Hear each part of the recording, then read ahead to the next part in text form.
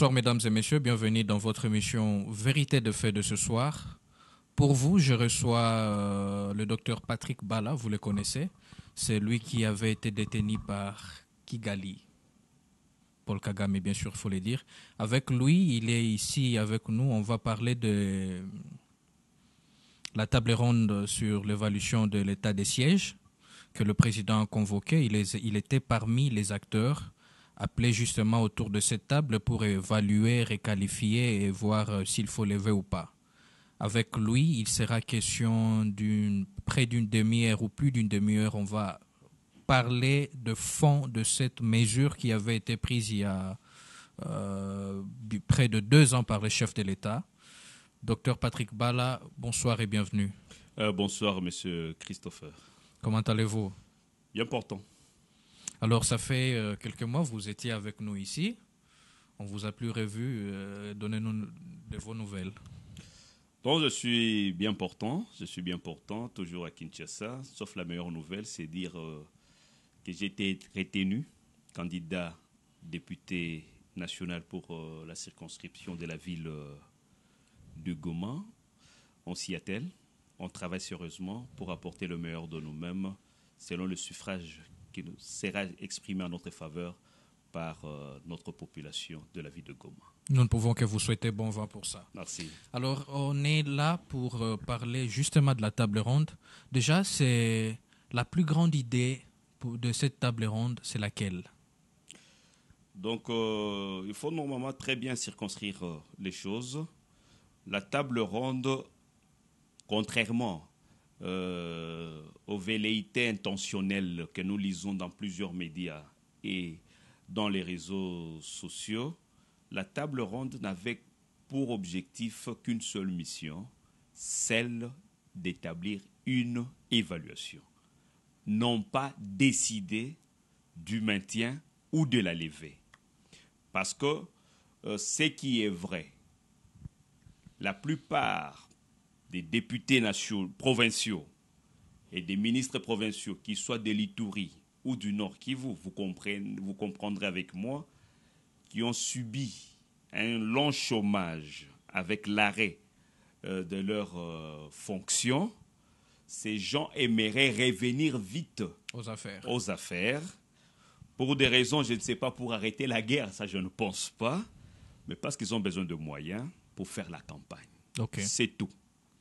Et ce sont ces gens-là qui ont pu instrumentaliser beaucoup de jeunes à travers les 2 provinces, créant même de faux mouvements citoyens qui se créent aujourd'hui, qui se pullulent, on ne comprend pas pour quelle finalité. C'est maintenant qu'on comprend, c'était pour la finalité de soulever les populations de ces 2 provinces en leur faveur. Et leur faveur, c'est la levée de l'état de siège. Mais pourtant, quand le président de la République a proclamé l'état de siège, il avait des objectifs qui s'assignaient, dont le plus prioritaire de ces objectifs, c'était la paix. Voilà qu'il a mis les militaires à la tête de la province de l'Ituri et de la province du Nord Kivu. Aujourd'hui, il aimerait prendre une décision, mais consultative cette fois-ci, afin de pouvoir se prononcer. Voilà pourquoi il a convoqué cette table ronde dans la ville de Kinshasa, où les délégués des différentes provinces concernées, mais aussi toutes les autres provinces étaient représentées par une personne. Okay. Donc il n'y avait pas que le Nord Kivu et l'Ituri, les autres provinces avaient délégué un membre. Tous étaient dans la salle du Palais du Peuple. On a lancé la table ronde. On a dispatché les gens dans différentes commissions, involontairement. C'est pas dire ceux qui veulent l'état de siège, entrez ici. Ceux qui ne veulent pas de l'état de siège, entrez là-bas. Ce n'était pas question. Il y avait déjà des listes. On dit tel, vous allez dans telle commission. Tel, vous allez dans telle commission. Pourquoi? L'esprit du secrétariat technique, c'était de voir des apports au-delà de nos égos. Parce que la question de l'Est n'est pas une question de sentiment, c'est une question plus de rationalité. C'est une question sécuritaire. Nous sommes dans une situation alarmante. nous sommes en pleine alerte. Pendant que nous parlons, vous et moi, ici, le Rwanda est sur notre sol, en tant que force armée loyale sur notre sol. Nous sommes en pleine agression. Il y a plusieurs groupes armés qui se retrouvent sur notre sol. Vous avez la grande milice Codeco qui dérange sur le sol congolais et il y a plusieurs groupes armés étrangers et nationaux. Face à cette alerte, comment l'État doit se comporter? Ayant atteint le stade d'état de siège, on se pose des questions.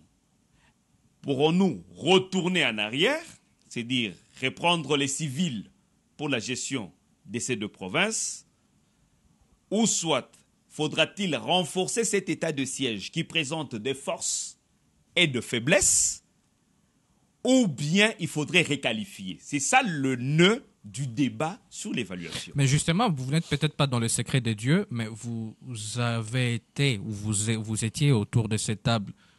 D'où est parti le constat? Par quel constat est né dans le chef du président de la République le souci de convoquer justement cette table ronde?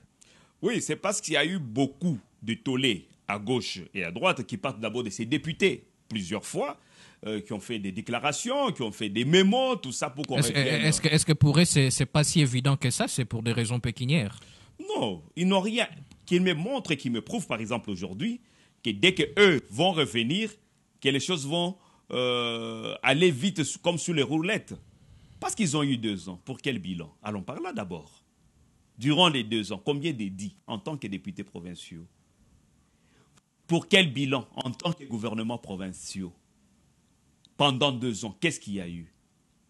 Et si on est rationnel, pouvons-nous défendre leur ventre ou défendre la patrie qui aimerait protéger des milliers et de millions de... Docteur, j'aimerais savoir, le fait que les députés provinciaux, et les membres du gouvernement provincial, qui ont alimenté quelques mouvements dans les différentes provinces concernées et provoqué ces choses-là, est-ce que c'était valable ou soit il serait la principale cause pour laquelle on aurait convoqué cette table ronde?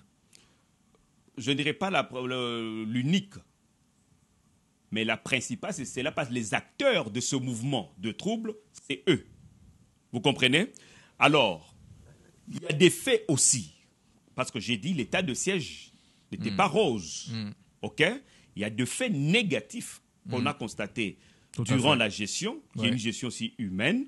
Durant cette gestion, il y a eu l'effet de voir les morts continuer. Ça nous dérange tous. Parce que, et d'après certaines sources, les chiffres ont grimpé sur le nombre de morts. tout à fait, les chiffres ont grimpé, ça nous inquiète tous. Mais il faut comprendre pourquoi. Le pourquoi, c'est dire l'état de siège qui a asphyxié d'abord, parce que l'état de siège, c'est à cette mission de paix, mais l'état de siège est arrivé à un niveau très important du démantèlement du réseau de l'insécurité et du démantèlement du réseau mafieux.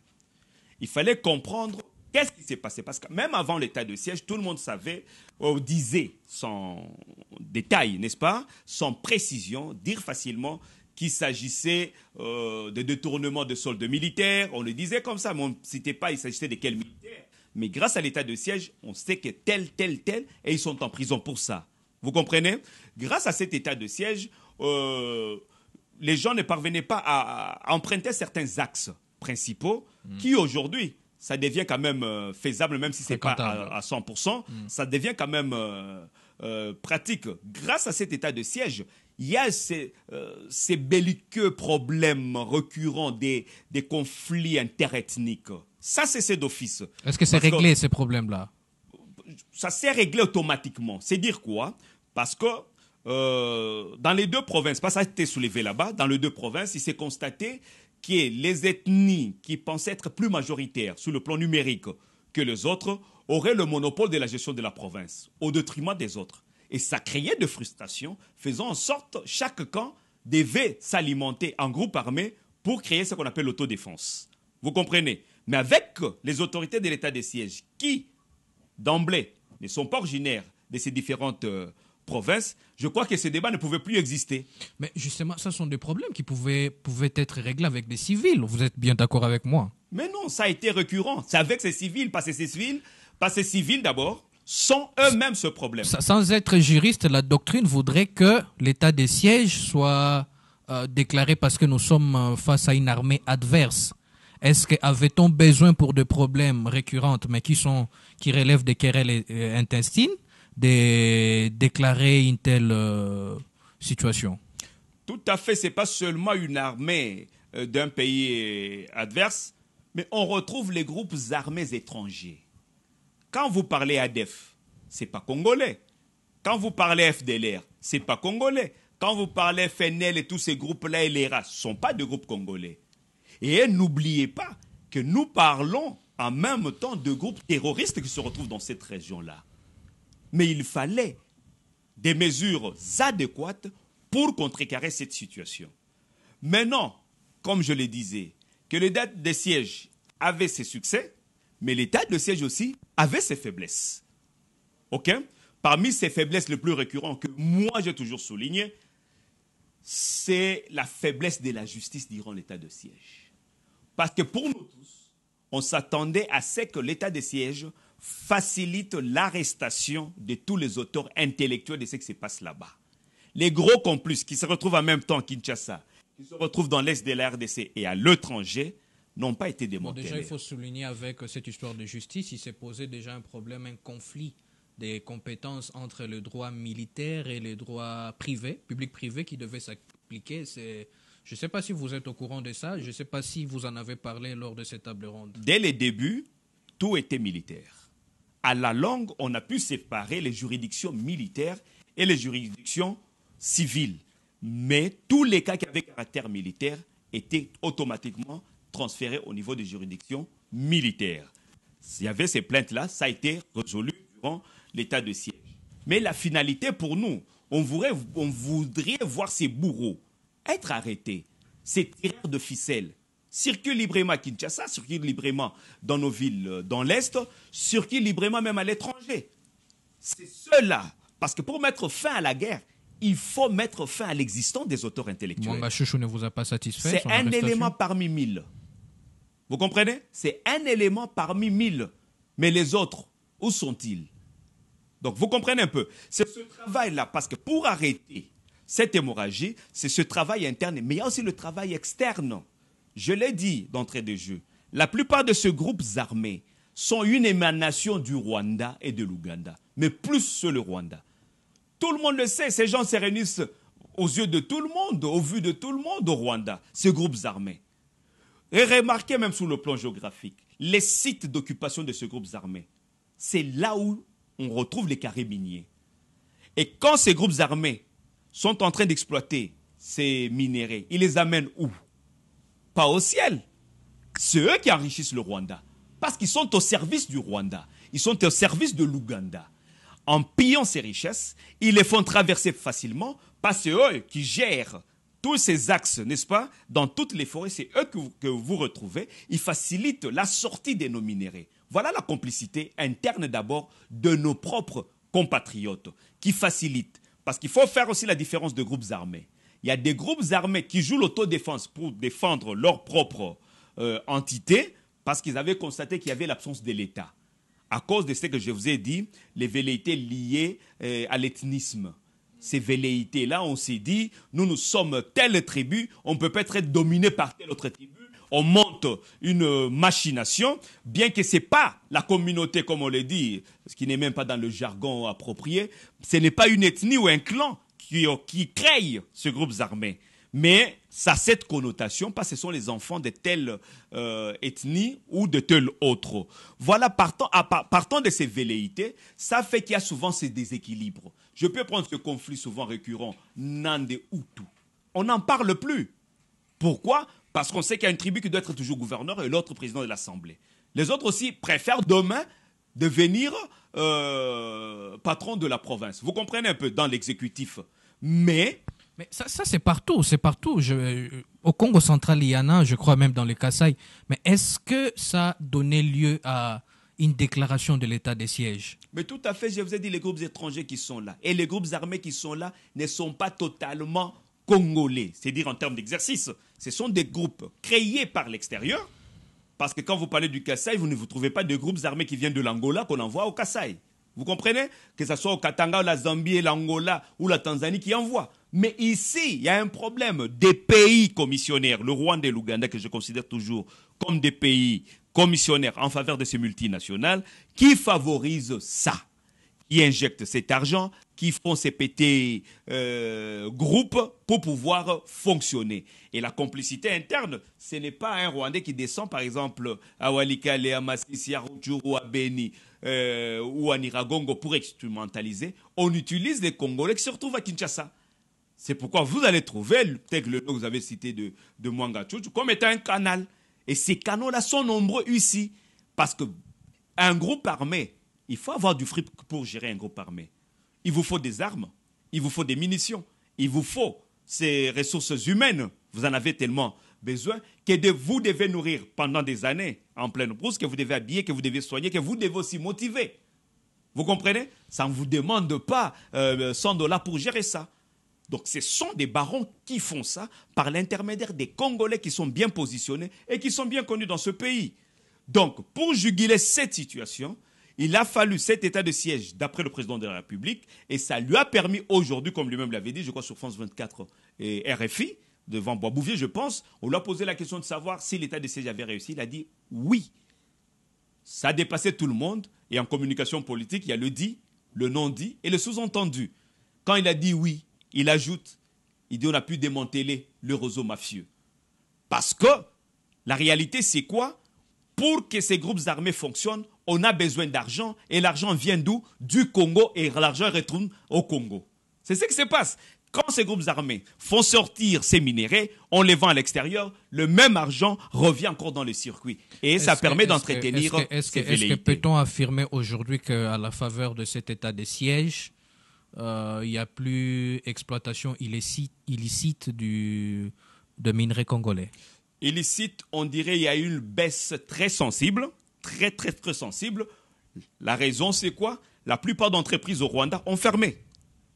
La plupart d'entreprises au Rwanda ont fermé. Si Kagame tient à tout prix à ce qui est cette levée de l'état de siège, parce que nous savons comment il fonctionne, des fois il y a cette tension qui vient du Rwanda, où on utilise certains Congolais de manière implicite ou explicite. Donc on a pu endiguer ce fléau. Tout. On est en train de jouer sur cette piste-là.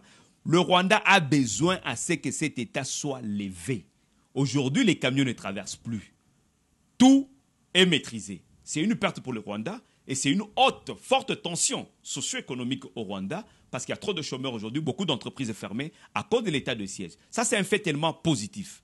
Mais par contre, la réflexion devrait aller au niveau, n'est-ce pas, qui se situerait au-delà de nous en tant qu'humains, au-delà de nos égos. C'est-à-dire qu'on se pose la vraie question. Pourquoi y a-t-il guerre dans l'Est de la RDC? Ce n'est pas c'est une guerre économique. On cherche nos potentialités que l'on est en train d'exploiter. C'est une guerre économique. Très bien. Si on répond à cette question, à qui maintenant profite ce bénéfice économique? C'est au Rwanda et à ses parrains. Vous comprenez? Donc, la guerre n'est pas sous-régionale seulement, ni régionale seulement, mais c'est une guerre qui est internationale. En ce moment-là, nous allons aboutir à la conclusion selon laquelle la guerre qui est faite contre le Congo, c'est un complot international. Comme c'est un complot international, nous devons avoir une attitude désaguerrie face à une guerre internationale. Nous devons nous cultiver, nous préparer, nous armer ardemment pour faire face à cette guerre. Frapper le Rwanda aujourd'hui comme c'est mon rêve. Mais ça ne sera pas la fin de la guerre. Ça sera la fin d'une bataille. La guerre, elle est internationale. Le Rwanda n'est que commissionnaire avec des délinquants chefs qu'ils ont. Donc, considérons le Rwanda comme un chien sur un arbre. Je pense pour tout celui qui est censé va se dire que le chien ne grimpe pas à l'arbre. C'est-à-dire qu'il y a quelqu'un qui a mis ce chien sur cet arbre. Que devons-nous faire pour en finir avec ce chien et ce propriétaire? Il faut frapper sérieusement et avec appétit ce chien. Il ne saura pas se défendre sur un arbre parce que ce n'est pas un animal qui grimpe. Il va tomber. Et quand il tombe, on connaîtra son propriétaire. Mais ce que vous êtes en train de dire entre les lignes, c'est que nous devons pas seulement voir le Rwanda, mais voir ceux qui sont derrière, c'est-à-dire les États internationaux. Mais c'est ça. Mais après, est-ce que... Bon, ça suppose aussi que nous devons aller en guerre contre eux. Mais cette guerre-là, elle est militaire, diplomatique, elle est... Vous voyez cette guerre-là sous quelle forme? Mais elle a toutes les formes. Elle est diplomatique, elle est militaire à la fois, elle est économique surtout. Nous sommes en train de la vivre. Ce n'est pas dit qu'on va commencer une guerre. Nous sommes en guerre. Mouzé Kabila est allé à cause de cette guerre. Patrice Emery Lumumba est parti à cause de cette guerre. Plusieurs personnes sont parties à cause de cette guerre. Mais justement, comment devons-nous la mener, cette guerre? C'est pourquoi j'invite, moi personnellement, j'ai conçu ce que j'appelle le plan national de communication de guerre. Il faut armer le peuple congolais. Il n'y a pas une arme qui dépasse un peuple. Il faut éduquer ce peuple. Il faut faire voir à ce peuple que nous sommes en face d'un complot international. Nous ne sommes pas en face des ventres creux qui ont besoin de quoi manger aujourd'hui. Battons-nous pour que la République ne perde même pas un de ses centimètres. Mais ça, c'est en train d'arriver. J'ai vu dans certains coins de la ville, il y a désormais des photos des cadavres tués dans l'Est. Et ça, c'est déjà une avancée qu'il faut féliciter. Mais oui, je salue. Mais ce n'est que le début. Ce n'est qu'une goutte. Nous devons aller du tic au tac. Aujourd'hui, la communication, que ce soit les lignes éditoriales de tous les médias et autres, doivent être ancrées, concentrées sur ce qui se passe à l'Est. Faire voir que le Congo part. Le Congo est en train de partir. Réveillons-nous comme un seul peuple, comme un seul corps. Battons-nous en étant unis. Oublions nos différends. Sachant que la menace est évidente. Elle ne touche pas seulement le président de la République. Elle nous touche, nous tous. Demain, nous risquerons d'être les esclaves de Kagame. Refusons d'être esclaves de Kagame. Mais pour refuser, il faut éduquer la masse. Il faut instruire cette masse. Il faut orienter cette masse. Sinon, on ne serait pas dans des diversions inutiles en ce moment-ci. La menace, elle est évidente. Le Rwanda est au Congo. Les gens oublient ça. Mais il y a aussi un fait. La menace est évidente. Le Rwanda est au Congo, certes. Mais après, jusqu'avant que le président ne convoque cette table ronde, on n'entendait plus parler de cet état de siège. On voyait le gouverneur militaire se comporter en des hommes politiques, poser des actions comme tout gouverneur civil. Ben, c'est à se demander, est-ce que n'ont-ils pas moins conscience de cette histoire que nous autres civils? Non, ça, moi, je mets dans le cadre du relâchement. Ça, c'est une faiblesse. C'est une faiblesse. Nous, on décrit. Nous, on ne vient pas avec des états d'âme. Nous sommes en train de défendre l'âme de l'État. Alors, les gens risqueraient de résumer l'état de siège au comportement des animateurs. Là, ce sont deux thématiques différentes. Pourtant, ce sont des acteurs clés dans cette histoire. Il ne faut pas négliger. Mais oui, quand les acteurs, à un certain moment, commencent à pécher, il faut les remplacer. Il faut le remplacer. C'est ce que j'appelle la faiblesse. C'est pourquoi, c'est pas pour rien que le président a demandé cette évaluation. Dans l'évaluation, les gens ont soulevé même les faiblesses des animateurs de l'état de siège. Ça a été soulevé, comme j'ai soulevé le cas de la justice. Mais moi, j'ai mis l'accent pour dire, de ces trois thématiques mises sur table, moi, je ne vois pas celle qui m'intéresse. Pour moi, Dr Patrick Bala, héros vivant considéré aujourd'hui, pour moi, le rêve, c'est l'état de guerre. On répond à la guerre par une guerre. On ne répond pas à la guerre par une cérémonie de culte ou de messe. Il y a guerre, l'agresseur est sur le sol congolais, on ne va pas dormir sous les lauriers. Pour l'instant, il faut frapper, et frapper sérieusement le Rwanda. C'est ça mon option. Si cette option n'était pas sur la table. Donc, en dehors de l'effet qui est maintien, en dehors de l'effet qui est levé ou réqualification, moi, j'aurais souhaité qu'on pense aussi à l'état de guerre. Nous sommes en pleine guerre. C'est comme si le Rwanda était encore chez lui en train de... Non, le Rwanda est sur le sol congolais et les rapports internes et externes ont prouvé que le Rwanda est chez nous. Mais quand l'ennemi est déjà chez vous, est-ce qu'il faut prier ou il faut se battre? Docteur, vous dites qu'il faut aller en guerre, déclarer l'état de guerre, mais comment irait-on en guerre contre le Rwanda? À ce qui paraît, l'armée est fortement infiltrée, l'armée congolaise, disent les autorités. Ce sont ces éléments, ça nous fait presque 2 ans, n'est-ce pas? La 2e année avec le Rwanda dans cette bataille. La réalité que tout le monde a dit, l'armée est infiltrée. N'est-ce pas? L'armée est infiltrée. Les plus hautes autorités, en tout cas. Mais le président de la République a aussi profité du dilatoire, de sommet en sommet, pour préparer une armée. Aujourd'hui, on a beaucoup d'unités formées à l'extérieur qui sont revenues. Tenez, M. Christopher, l'armée que nous avons, je pense aujourd'hui, c'est la moitié, hein, prenons la moitié ou les 3/4 des effectifs que nous avons, ce sont des produits issus des formations du Rwanda et de l'Ouganda. Des produits issus du MLC, le MLC qui dépendait de l'Ouganda, du RCD qui dépendait du Rwanda. Tout à fait. Donc en termes techniques, tactiques, stratégiques et principes militaires, ils ont les mêmes qui ressemblent à ceux du Rwanda. Ceux qui sont venus en tant qu'instructeurs, en tant que formateurs, ils ne donnent que ce qu'ils ont reçu au Rwanda ou en Ouganda. Parce que même la plus belle femme du monde ne donne que ce qu'elle a. C'est avec ça qu'ils ont formé la plupart de nos troupes. C'est dire, même quand on est en face de l'Ouganda et du Rwanda, ces gens-là maîtrisent nos techniques et nos tactiques. Voilà que les dilatoires d'aller de sommet en sommet, des discussions en discussion, ça a permis au président Tshisekedi de pouvoir créer de nouvelles troupes ou de nouvelles unités militaires offensives. Des parachutistes, l'armée de l'air, l'armée fluviale, l'armée terrestre. En tout cas, aujourd'hui, il y a plus de jeunes formés, que ce soit à Kotakoli, Kitona, à Kamina, un peu partout. Il y a des jeunes qui ont accepté de servir sous le drapeau à l'appel du chef de l'État. Plusieurs de ces jeunes sont fin formation.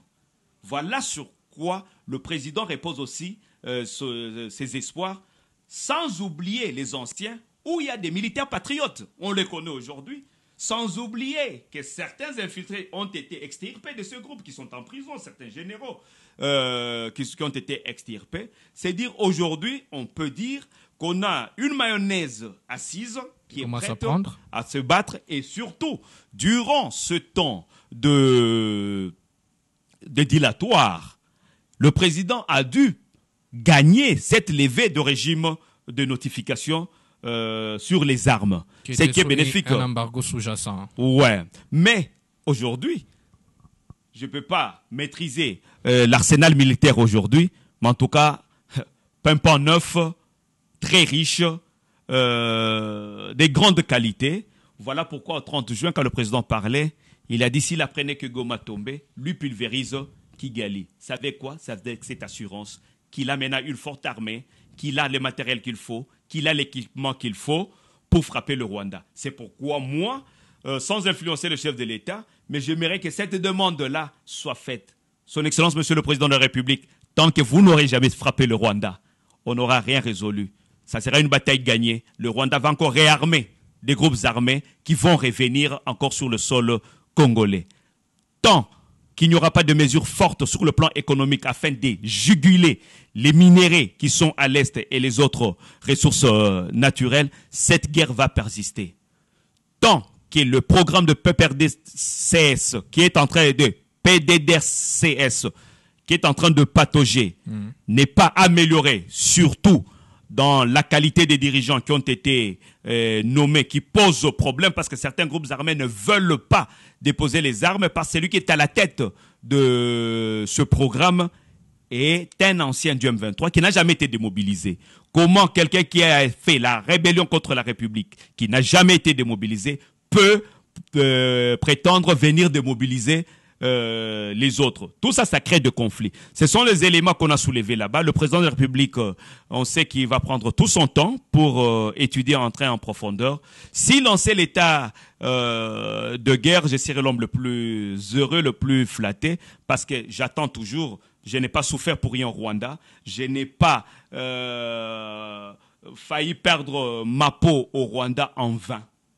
Il aurait fallu que si j'avais perdu ma peau ou j'ai échappé à cette mort, mais qui est de résultats probants, c'est d'annexer le Rwanda, comme je l'ai toujours dit, comme 146e territoire, et je suis disposé à être le premier administrateur du territoire du Rwanda. Et soyez sûr que le chef de l'État vous a suivi. Patrick Bala, merci à vous d'avoir été de nôtres. C'est moi qui vous remercie. Et merci à vous, très chers téléspectateurs, de nous avoir suivis.